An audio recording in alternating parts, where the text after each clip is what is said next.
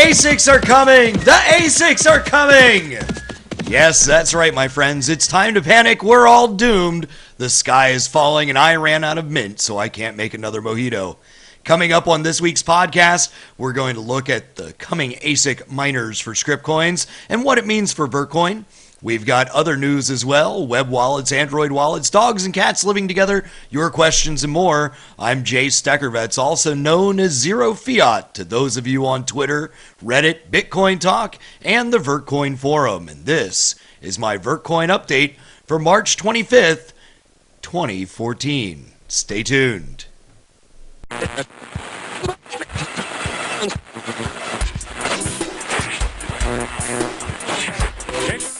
Well, it's about time you got here. Let us therefore brace ourselves to our duty. Are you listening to me? Oh, it's down there somewhere. Let me take another look. Greed, for lack of a better word, is good. Today, there is a lack of confidence in our financial system. But we're not going to solve it with business as usual. There is no try.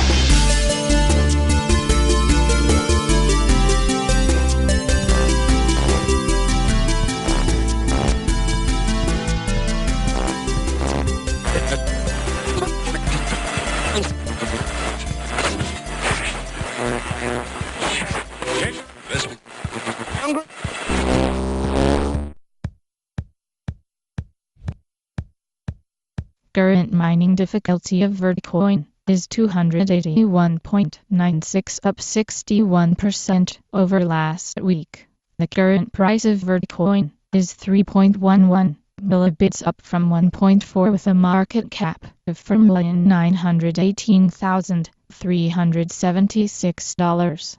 The current price of Bitcoin is 56.6 cents per millibit, making the US dollar price of Vertcoin $1.76. This program is brought to you by illicitunderground.org. Hey, it's been a big week for Vertcoin. It's been a big week for the podcast. I'd like to take a moment and welcome all of our new listeners from iTunes, SoundCloud, Stitcher, and wherever else you might be listening from. Welcome, and I hope you enjoy the show. Earlier this week, Dorian Satoshi Nakamoto sent out a letter via his legal counsel denying any ties to Bitcoin or being its founder. Now, while this is a podcast devoted to Vertcoin, I think we owe Bitcoin and the real Satoshi thanks for opening up the gates of this new frontier. We really wouldn't be here if it wasn't for them, the community, or the infrastructure that's risen around them. In the meantime, Newsweek's outing of the false Satoshi has plunged an innocent man into the public limelight. Now, Andreas Antonopoulos decided to start a charity fund for Nakamoto, stating, "If this person is not Satoshi, then these funds will serve as a sorry for what happened to you, help with medical bills his family is facing, any legal bills they may incur, or anything else. Most of all, it serves to soften the damage caused by irresponsible journalism, and to demonstrate the generosity and empathy of the community, which I know is huge." You know, if you're feeling charitable today, you can find the donation address by searching for it on Reddit, and who knows, maybe someone in the Vertcoin community will start a similar fund so we can show our support in our own way as well. Back in a moment, more after this. Have your 5, 10 or 15-second spot played here. For more information, contact us at our address given at the end of the show.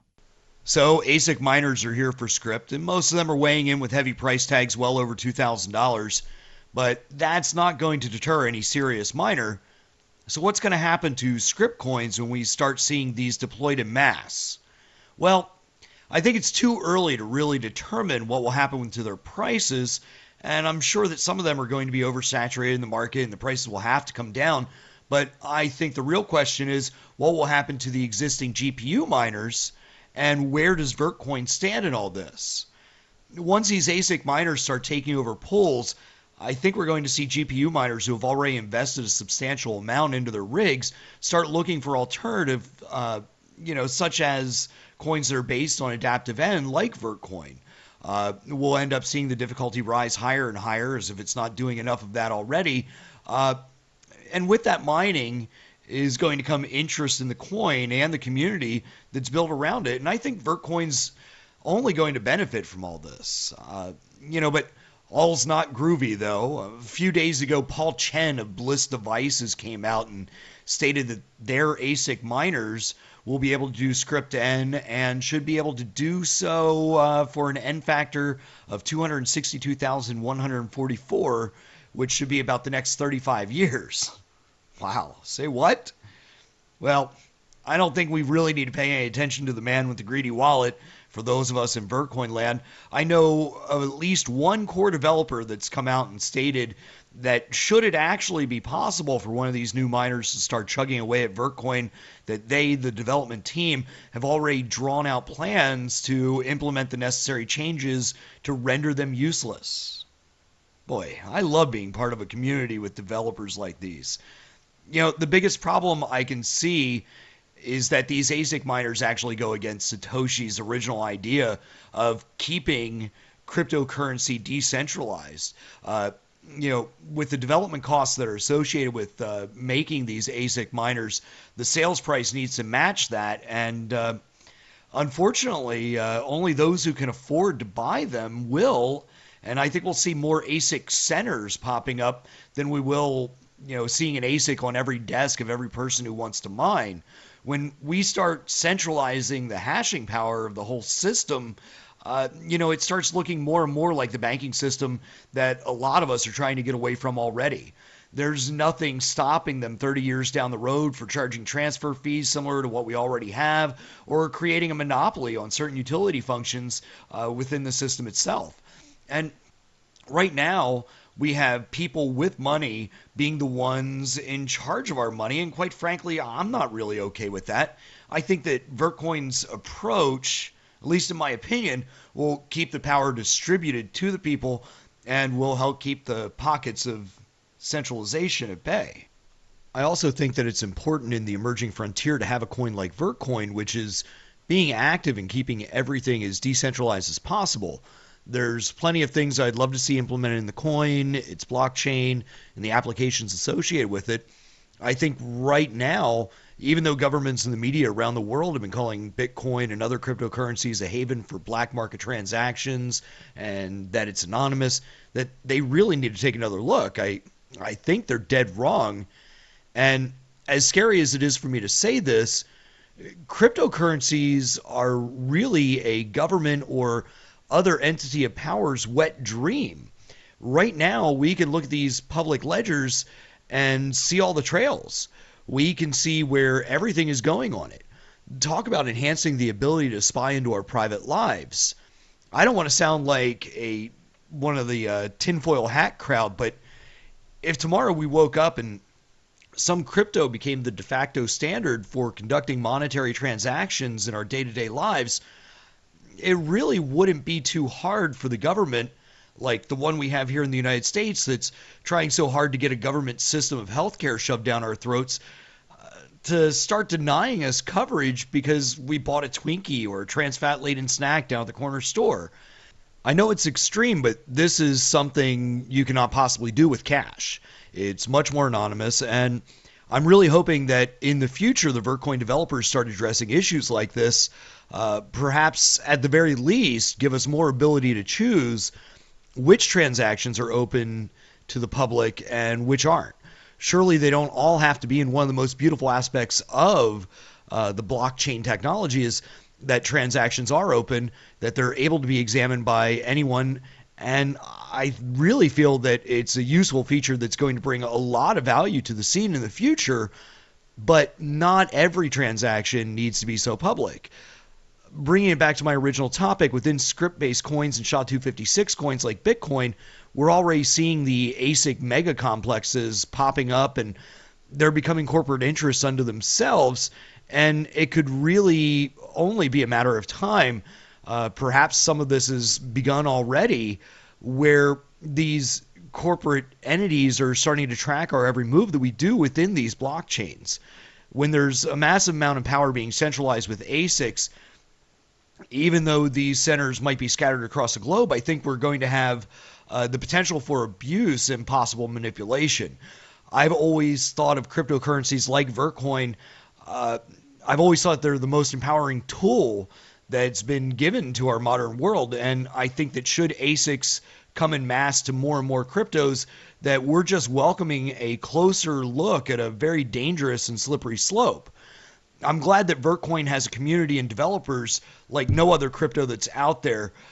It's a remarkable gather of individuals, and I feel that as long as we keep the same approach to denying this form of centralization access, that we're keeping the power where it belongs, and that's in the hands of the individual.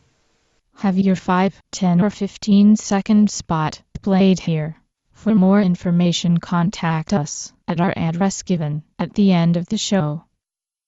So on Monday, the 17th, as I was recording last week's podcast, I didn't notice it, but blockchain.info was actually inaccessible for a lot of people last week. About 1.4 million wallets, they say, were affected. And they were citing a error in a MySQL database. That coupled with some very heavy volume. I know I wasn't actually able to access my blockchain wallet for at least a day or two. Still having some issues with it. It really brings up a good point. I've never been a big fan of web-based wallets. I think that they are subject to database errors, human errors, and denial of service attacks. These things can just happen. But there is a brand new Vertcoin wallet available in the Google Play Store. For those of you with Android devices, please head on over, check it out, download it. I downloaded the beta last week and was playing around with it. Did some transactions between a friend of mine while we were out to lunch. Really cool, super fast. There's no registration, no web service, no cloud that's needed. It's completely decentralized. It's peer-to-peer. There's a great little feature in there where you can see the exchange rates. It'll tell you what your balance is actually worth in US dollars, Canadian dollars, British pounds. There's the address book for you to store often used Vertcoin addresses. It also works if there's no network communication whatsoever. As long as you can establish a Bluetooth connection, you could still go ahead and pay with your Android wallet. And there's also a great little widget that you can put onto your home screen that'll display your balance as well and quickly access your wallet. In other wallet news, they quietly rolled out a update to the Vertcoin QT wallet. If you haven't done so, please head on over to vertcoin.org and update your desktop wallet. This program is brought to you by illicitunderground.org. Prelude.io, a trading platform by Mullah.io, is going to be launching US dollar paired trading today. Please go over, check it out. They've got a really nice interface. I've actually transferred a few coins over. Vertcoin is predominantly displayed in their top tier.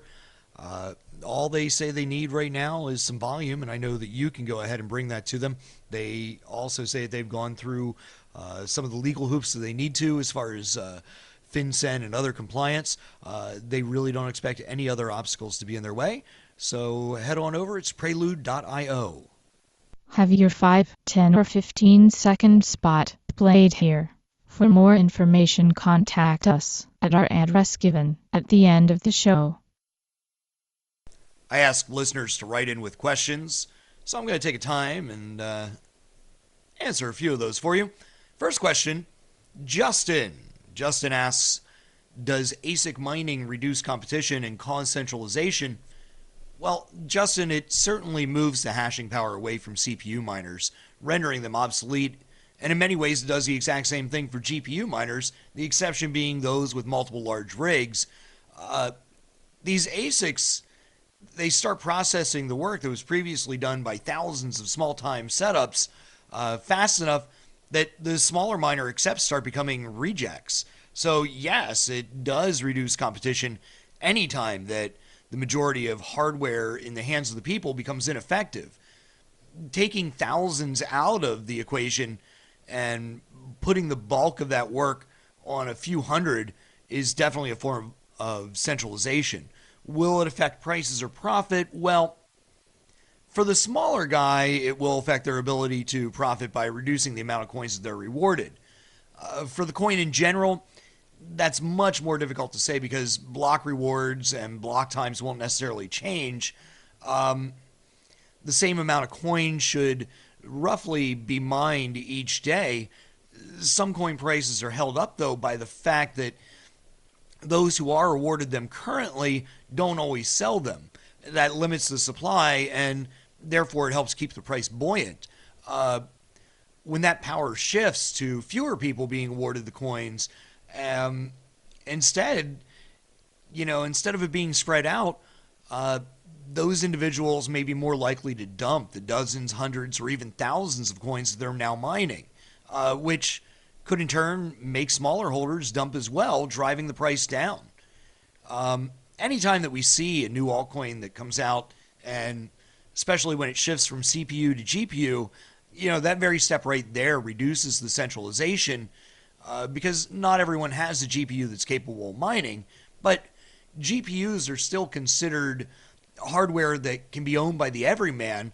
For around $200, you can still keep yourself somewhat relevant in the whole mining game. With ASICs, the price is much, much higher, and it's really not attainable by everyone. And so we see the exact same thing, but it's on an exponentially larger shift towards a minor amount of the hardware owners holding the power. Chris asks, weren't you a WorldCoin fanboy back when I followed you on Facebook? Yeah, Chris, I was definitely a fan of WorldCoin a few months back, but times have changed. I don't really think I need to go into too many details, but certain events took place in that arena that really, put up a few red flags for me. I still really like WorldCoin. I think their community is awesome. It's right up there with Vertcoin. In some ways, I think they're actually stronger. After some of the things that transpired, the community surrounding WorldCoin really stood up. They took charge. They definitely, they tilted with giants. I still hold a few coins for the future, and as I said, I really admire their community. And hell, I'll go public and say, I really wish that a few more of the WorldCoin community would move on over here to Vertcoin. DAdams42 asks, why Vertcoin, or any altcoin for that matter, isn't Bitcoin enough? Well, I think altcoins are important. I think we need them. I mean, look at credit cards when they first came out. Diners Club was one of the first. Well, actually, it was the very first. And no one asked American Express why it wanted to offer essentially the same services 7 years later. It was just obvious that there's a market for them. Now we have Visa, MasterCard, and Discover in the mix. Diners still exists, but it was bought by Discover in 2008. Gosh, talk about a weird little trip. It's all coming back, back in circle. Bitcoin, in many ways, could be like Diners Club. And I think that a handful of alts, like Vertcoin, Litecoin, maybe even WorldCoin, they could end up being the new methods of handling some of the same sort of transaction that those credit card giants do now. It's a technology that, it's definitely had its time. It took decades for credit cards to come along and become independent in the 1950s. Now we're 70 years later. Security concerns are really a big issue for consumers. And I think that altcoins combined with smartphones are capable of doing many of the same things. Credit cards will still be here. They may change the way that they actually operate. But we still need credit cards because at the moment there's no crypto, there's no one offering a crypto-based credit lending system. So there's no spending on what your available credit is and paying that back a little bit over time. Crypto is much more akin to, say, debit, but much like debit cards who rely on these large networks to enable transactions, cryptocurrencies are doing the same thing. It's just based on a new standard of mobile networking that's now accessible by almost everyone. It's really going to be competition that drives this emerging market forward. And perhaps someday you'll see signs on every cash register similar to what we have now, except instead of saying Visa, American Express, MasterCard, Discover, you'll see logos for Bitcoin, Vertcoin, Dogecoin, maybe even Bobcoin. And lastly, M in Canada asks, who are you? And why should we listen to you over Ed and Ethan over at Let's Talk Bitcoin? Well, M, I first welcome all of our Canadian listeners. Let me start off by saying, you shouldn't listen to me over anyone else, especially those two wonderful Canucks on the LTB network. They really know what they're talking about, eh? I actually really like a lot of other podcasts that are featuring cryptocurrencies. I listen to most everyone that I can find. I'm also a fan of sciencey stuff like Star Talk with Neil deGrasse Tyson.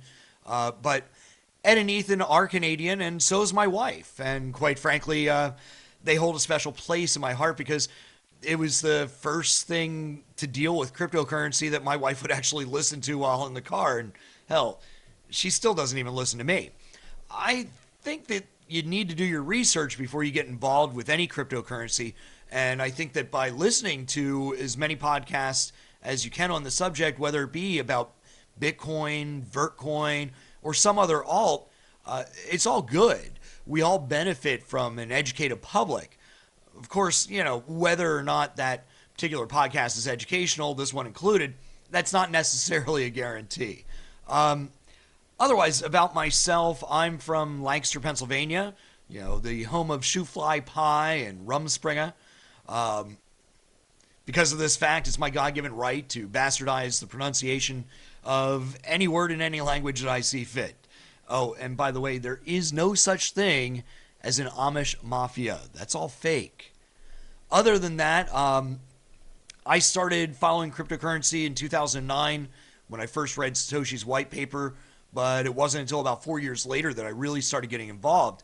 There is a point in time that I may have bought some Bitcoin in late 2010, but I'll be damned if I can actually find that wallet. So as far as I'm concerned, that's all lost, and I'm not going to pine over it.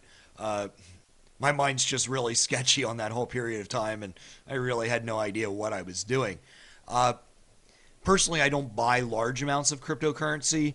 I do have a very small automated transaction that I do through Coinbase every week where I buy Bitcoin, and right now I've been transferring all that, converting it all into Vertcoin. I've dabbled in the trading game a little here and there, some successfully, not always successfully. It's really one of those markets that you have to be able to pay attention to it a lot more than my time actually allows. I have done some mining, which started out as a project between myself and my teenage son. Personally, our little mining rig's taken a dive, and we're waiting on a new power supply to be delivered. But even once it's all back to a running state, I don't know that I'm going to be able to mine enough to really make it worth our while. But it's definitely a fun project, and as a father-son project, it's really a cool learning experience. I'm glad to be able to get my son involved in what I think the future of finance is going to be. Right now we're content. We've got not much, like 55 Vertcoin sitting in our wallet, and who knows? It's not worth all that much right now, but someday it might be worth a whole lot more. Plus, I've received a total of about 14 Vertcoins through tips, and so we're just adding up as day goes on. I'm just really a guy that I want to be involved in the Vertcoin community that I just really feel has a chance of being something big. And, I guess in summary, yes, I'm a fan of other podcasts. I may or may not have lost a Bitcoin wallet. I'm not Amish, but I do have a lot of neighbors and friends who are. I'm also not some large stash crypto tycoon who's trying to bend his will on the market. I do this show because I love it. I can record it while I'm sitting in my PJs with a cup of coffee, and I like Vertcoin. And I do actually have a day job. I'm a blacksmith. I make custom knives. I also make a lot of swords that are sold at Renaissance fairs around the country. So it's kind of weird. I'm sort of an expert on historical arms. So part of my life is spent in the old world, pre-electricity, and the other part is spent in this really modern world of digital currencies. I also host pub trivia shows at restaurants a few nights a week, and in what little free time I have left, I do some voiceover work. The order of my priorities is subject to change at any given time. Well, I hope that was enough of a peek into my personal life. That wraps up the questions segment of the show. Thank you all for participating. It also brings the rest of the episode to a close. If you have any questions, comments, or concerns, please drop me a line at illicit@gmail.com. That's ILLICIT and the letter U. You can find the show at a variety of places like my website, illicitunderground.org. As always, this podcast is brought to you by your generous donations, which you can find my tipping addresses in the show notes wherever you found the show. Even a quarter of a Vertcoin from everyone that listens would make a huge difference. Oh, and I accept that Bitcoin stuff too. Again, many warm welcomes to those of you listening to me on iTunes, SoundCloud, and Stitcher.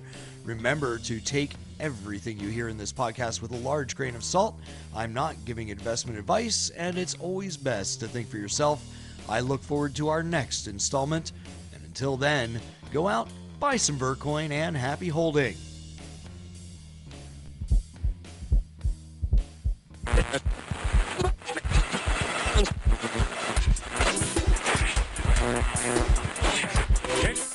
Well, it's about time you got here. Let us therefore brace ourselves to our duty.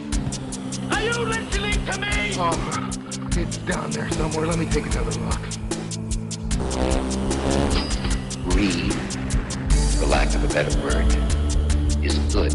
Today, there is a lack of confidence in our financial system. But we're not going to solve it with business as usual. There is no try. There is no try.